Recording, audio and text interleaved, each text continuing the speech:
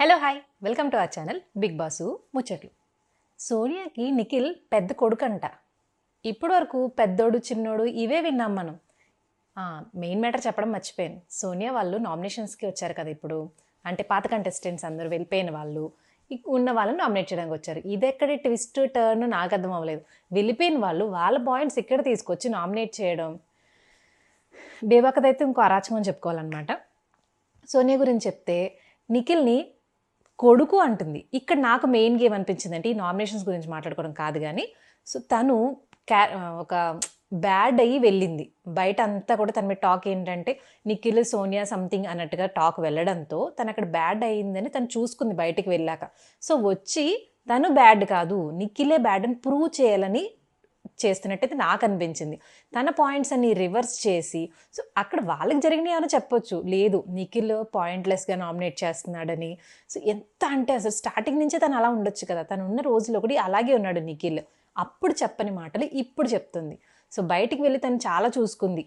ఆ కంటెంట్ అంతా కూడా సోనియా, నిఖిల్, పృథ్వీ వీళ్ళ ముగ్గురు మధ్యలో బాగా జరగడంతో తను ఏమనుకుందంటే ఇక్కడ నేను బ్యాడ్ అయ్యాను, సో ఇప్పుడు ఆపర్చునిటీ వచ్చింది, సో తను ప్రూవ్ చేసుకోవాలనుకుని నెగిటివ్ ఇంప్రెషన్ కాస్త పాజిటివ్ చేసుకోవాలనుకుని ఇక్కడికి వచ్చి నిఖిల్ మీద మొత్తం ఫాల్స్ అన్నీ వేసిందనమాట, నిందలు. నువ్వు ఇలా ఉన్నావు, అలా ఉన్నావు, అలా చేస్తున్నావు, ఇది మాట స్టిక్, ఒక ఇద్దరు ఉన్నారంటే వాళ్ళ మధ్యలో వెళ్ళవు, మాట్లాడవు, అక్కడ నీకు పాయింట్స్ అనిపిస్తే చెప్పవు, అందరి దగ్గర మంచిగా ఉంటున్నావు, ఈ మంచివి అంతే సంపాదించుకుంటే ఏమొస్తుంది కానీ ఎంత అలా అయితే మాట్లాడింది సోనియా.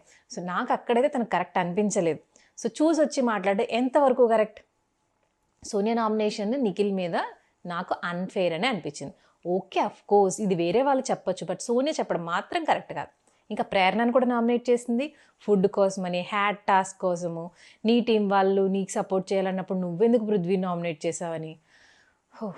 ఇదంతా పక్కన పెట్టుకుంటే వీళ్ళు బాగానే ఉంటారు. లాస్ట్లో వెళ్ళిపోయేటప్పుడు కూడా నిఖిల్ జాగ్రత్త అని చెప్తున్నాడు. నాకైతే ఫుల్ నవ్వు వచ్చింది. అసలు ఇంత తిట్టుకుంటారు, బయట కలిసిపోతారు, పిచ్చోలు అయ్యేది మాత్రం ఫ్యాన్సే.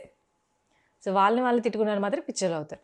సో ఇక్కడ సోనియా నామినేషన్స్ ఎంతవరకు కరెక్ట్ అనిపించింది మీకు?